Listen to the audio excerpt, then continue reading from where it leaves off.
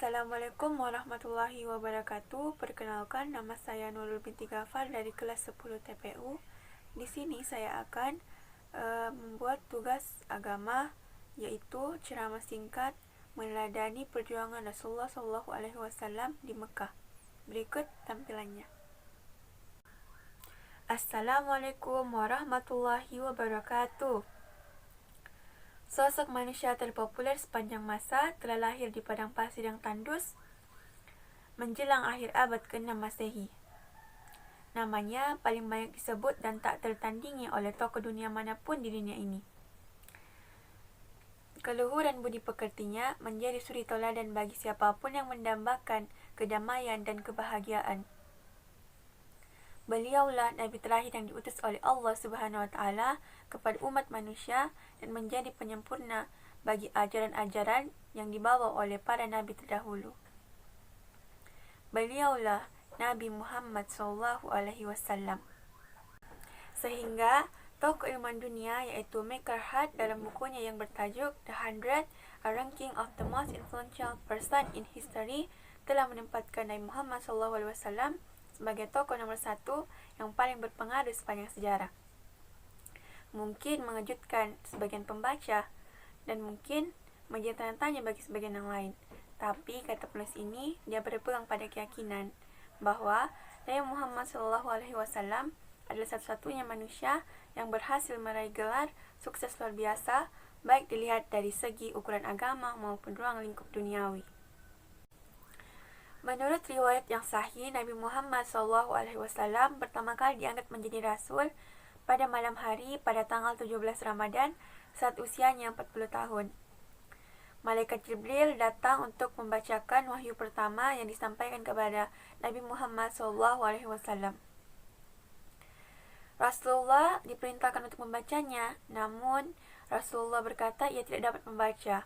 Akhirnya, Jibril pun menyampaikan firman Allah Subhanahu wa Ta'ala dalam Quran Surah Al-Alaq muka surah 96 ayat 1 hingga 5 yang berbunyi, Bismillahirrahmanirrahim. Iqra bismi rabbikal ladzi khalaq, khalaqal insana min 'alaq, Iqra wa rabbukal akram, alladzi 'allama bil qalam, 'allama insanu ma lam ya'lam. Yang artinya, bacalah dengan menyebut nama Tuhanmu yang menciptakan manusia dari segumpal darah. Bacalah dengan nama Tuhanmu yang maha pemurah, yang mengajarkan manusia dengan perantaraan menulis dan membaca. Dia mengajarkan kepada manusia apa yang tidak diketahuinya. Itulah wahyu pertama yang diterima oleh Nabi Muhammad SAW sebagai awal diangkatnya sebagai Rasul. Kemudian Nabi Muhammad SAW menerima ayat-ayat Al-Quran secara berangsur-angsur dalam jangka waktu 23 tahun. Ayat-ayat tersebut diturunkan berdasarkan kejadian faktual yang sedang terjadi. Sehingga hampir setiap ayat-ayat Al-Quran yang diturunkan disertai dengan asbabun nuzul atau sebab kejadian yang mendasari turunnya ayat. Ayat-ayat yang diturunkan sejauh itu dikumpulkan sebagai kompilasi yang bernama Al-Mushaf, yang juga dinamakan Al-Quran. Dan akhirnya Rasulullah diutus oleh Allah Subhanahu wa Ta'ala untuk membawa ajaran-ajaran pokok Rasulullah di Mekah yang berupa akidah, tauhid, dan akhlak-akhlak mulia. Ajaran-ajaran ini sangat berbekas dalam di hati Nabi dan para pengikutnya, sehingga menimbulkan keyakinan yang kuat, mapan, dan tak tergoyahkan. Dengan keyakinan ini, para sahabat sangat percaya bahwa Allah Subhanahu wa Ta'ala tidak akan membiarkan mereka di dalam kesulitan dan penderitaan. Dan Allah Subhanahu wa Ta'ala akan memberikan kebahagiaan hidup kepada mereka, terbebas dari pengaruh kekayaan dan kesenangan duniawi. Dan para sahabat mampu bersabar dan bertahan serta tetap berpegang teguh pada agama ketika mereka mendapatkan tantangan dan siksaan yang amat keji dari pemuka-pemuka Quraisy. Perjuangan Rasulullah SAW demi agama ini bukanlah perjuangan yang mudah. Perjuangan Rasulullah dalam menyampaikan Islam adalah perkara yang sangat berat dan luar biasa. Rasulullah SAW tidak serta-merta melakukannya dengan tergesa-gesa. Ia mengerti benar bagaimana kondisi masyarakat Arab saat itu yang bergelimang dengan kemaksiatan dan kemungkaran. mengubah pola pikir dan kebiasaan-kebiasaan atau adat istiadat bangsa Arab khususnya kaum Quraisy bukanlah perkara yang mudah. Ditambah lagi dengan adanya pengaruh agama Nasrani dan Yahudi yang dikenal lama, bahkan sudah banyak penganutnya. Dalam menjalankan misi dakwah, yang pertama adalah dakwah rahasia atau secara diam-diam. Agar tidak menimbulkan keresahan dan kekacauan di kalangan masyarakat Quraisy, Rasulullah SAW melakukan dakwanya secara sembunyi-sembunyi atau juga disebut dengan al-dakwah bi al-sir. Pada tahap itu, Rasulullah SAW memfokuskan dakwah Islam hanya kepada orang terdekatnya dahulu, yaitu dimulai dengan sanak keluarga, kaum kerabat dan para sahabatnya. Upaya tersebut membuahkan hasil yang cukup menggembirakan. Kurang lebih 3 tahun ada 39 orang yang menyatakan iman dan keislamannya. Selanjutnya, Rasulullah mengatur strategi dan rencana agar ajaran Islam dapat diajarkan dan disebarluaskan secara terbuka, yaitu dakwah secara terang-terangan atau dakwah bi-ajar. Dimulailah dakwah suci itu setelah kepada keluarga, lalu kepada kaumnya, dan kemudian kepada penduduk kota Mekah yang saat itu penyembahannya kepada berhala begitu kuat. Nabi Muhammad mengajak mereka untuk meninggalkan agama nenek moyang mereka, yaitu dari menyembah berhala menuju penyembahan kepada Allah Subhanahu wa taala.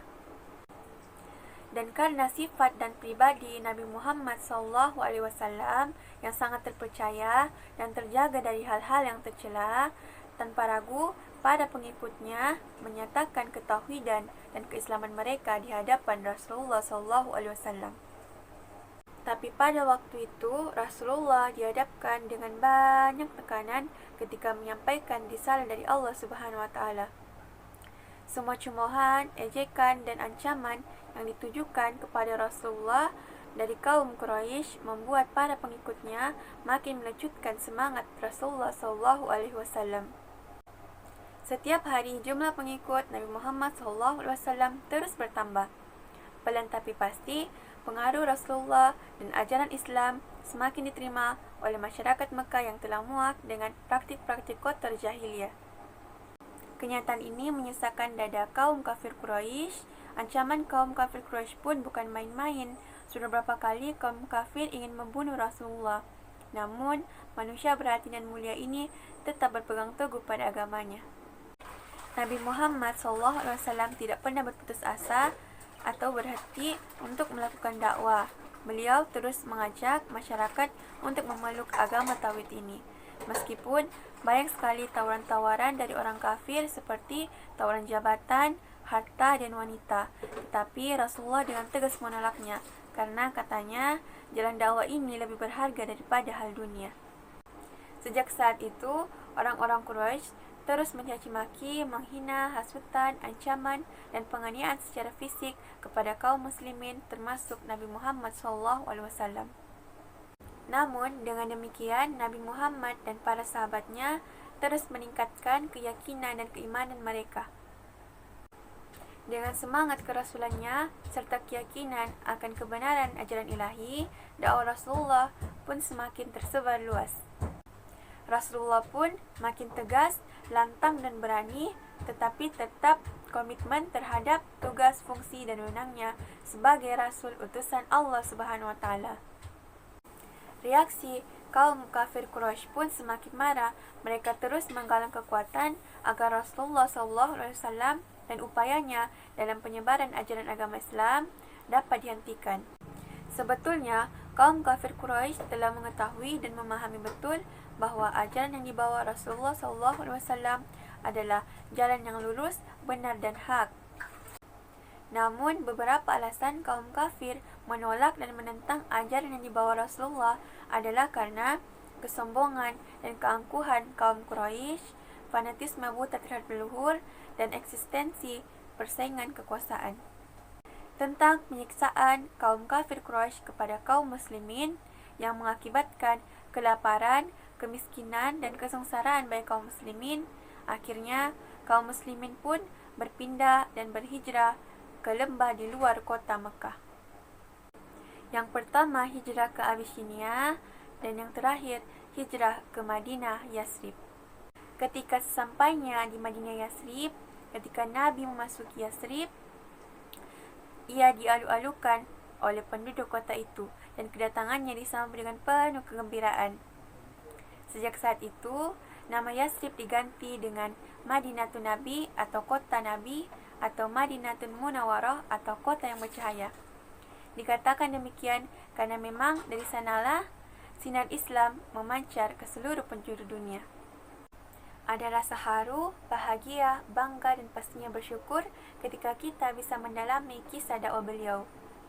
Mulai dari perjuangannya di kota Mekah hingga ke kota Madinah yang pada akhirnya Islam menjadi super power. Dengan keimanan dan semangatnya menyampaikan kebenaran, kini tugas kita adalah meneladani apa yang dilakukan beliau. Berdakwah memang bukan hal yang mudah, apalagi di zaman saat ini. Tapi ini tidak seberapa dengan dahsyatnya apa yang dihadapi Rasulullah dan para sahabatnya dulu.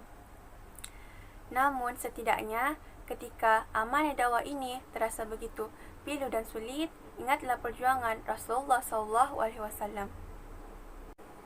Banyak perilaku yang bisa diteladani dari perjuangan dakwah Rasulullah seperti memiliki sikap tangguh dan berani, memiliki jiwa rela berkorban, menyisihkan waktu sebaik mungkin untuk kegiatan yang lebih bermanfaat, mendahulukan kepentingan bersama di atas kepentingan pribadi, dan menyisihkan sebagian harta untuk membantu orang-orang yang membutuhkan, atau sosok pemimpin yang adil, baik hati, sopan, dan lemah lembut, sehingga pantaslah Nabi Muhammad SAW dijadikan suri teladan bagi umatnya. Zaman memang telah berganti, namun cerita tak berbeda jauh.